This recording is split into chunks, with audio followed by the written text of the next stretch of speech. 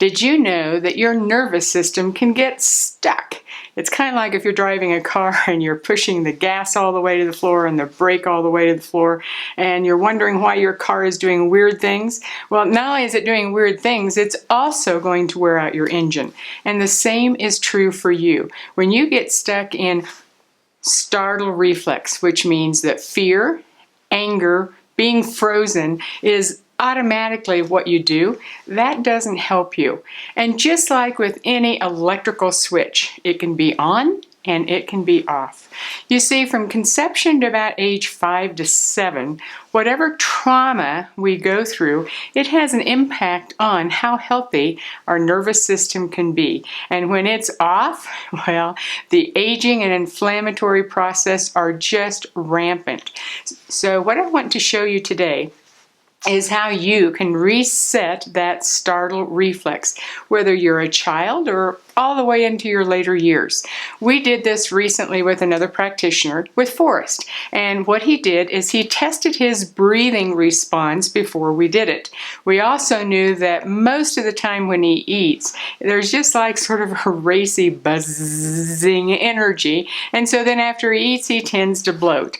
And in addition to that, if I happen to do muscle testing, he's rarely testable on the first pass. So we had 3 ways that we knew how he typically responded. We did this little reset that I'm going to show you how to do. Took, less than 30 seconds. And amazing things happened. He went back and did his breathing assessment. 50% improvement that fast. Just that fast. Because when you change the startle reflex, things begin to happen immediately. Then we sat down and had a lunch. It had some dairy in it, which typically he doesn't do well with. And we were both shocked when he had no reaction. But I could tell a difference when he sat down. Peaceful and calm. None of that buzzing like it's sucking all the oxygen out of the room. And then the third thing, I went and did some muscle testing, and he was immediately testable. So those are just some examples of assessments that you can do before and assessments you can do after. Now, I'm going to walk through what you do during the startle reflex, and then I'm going to give you the instructions. They're really pretty simple, but I don't want to stress you, so I'm going to demonstrate and then walk you through it. So as you're looking at me, remembering you're seeing a mirror image. So when I talk about my right hand, it's going to look like the left to you. So just make a note of that. It really doesn't matter if you do it opposite, but it's better to always start with right. So you're going to put your right foot, right leg over your left, and you're going to take and cross your right arm over your left. When you do that, you're doing what's called brain integration, because you're crossing the midline of the body.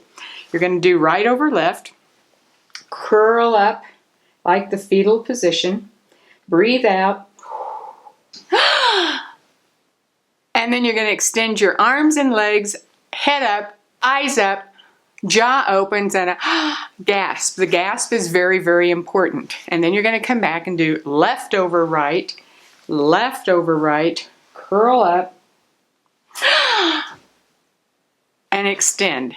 It's exactly the same. You start right over left, come back up, and then you go left over right, come back up.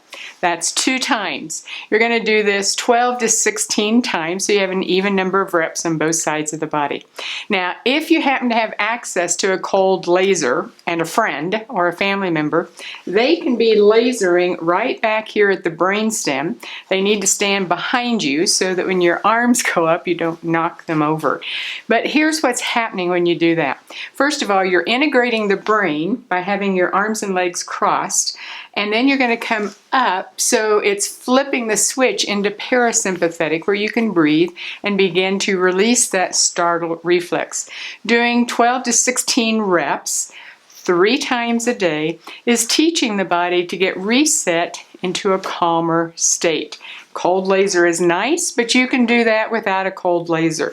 If someone near you or a friend has a cold laser and can laser when you're doing it, it's like doing 100 versus 10 or 120 instead of just 12. It just amplifies it by a factor of 10.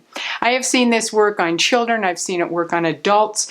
All ages. It's pretty simple. Here's a couple of caveats. I had a client who had a pretty big belly and lots of scar tissue down the midline of his stomach. And I could tell that when he was trying to do this, it was hurting.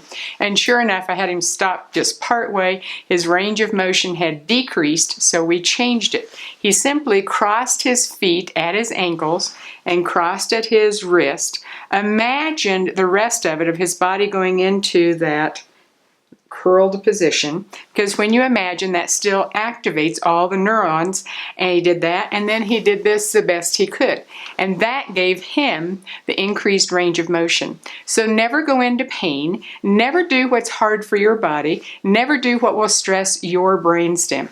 Keep it easy, be consistent, 12 to 16 reps 3 times a day. Be sure you do some sort of assessment beforehand and do it after, because I want you to discover that your body likes to get out of this stuck fight, flight, freeze mode that's costing you your health, especially if you're dealing with autoimmune diseases, if you deal with pain, if you deal with brain fog, if you're dealing with weight issues, if you're dealing with a stumbling gait, if your walk is really not steady. These are designed to reduce that stress bucket by taking your feet off the gas and brake and learning to use each one when it's appropriate, because they're both important, but not at the same time full speed ahead. I hope you enjoy this. As a naturopath and a wisdom coach, Cheryl Townsley, that's me, knows that learning how to support your brain changes everything in your life. So take the time to learn what your brain likes, apply it every day, takes only a few seconds, and discover the change it can make for you.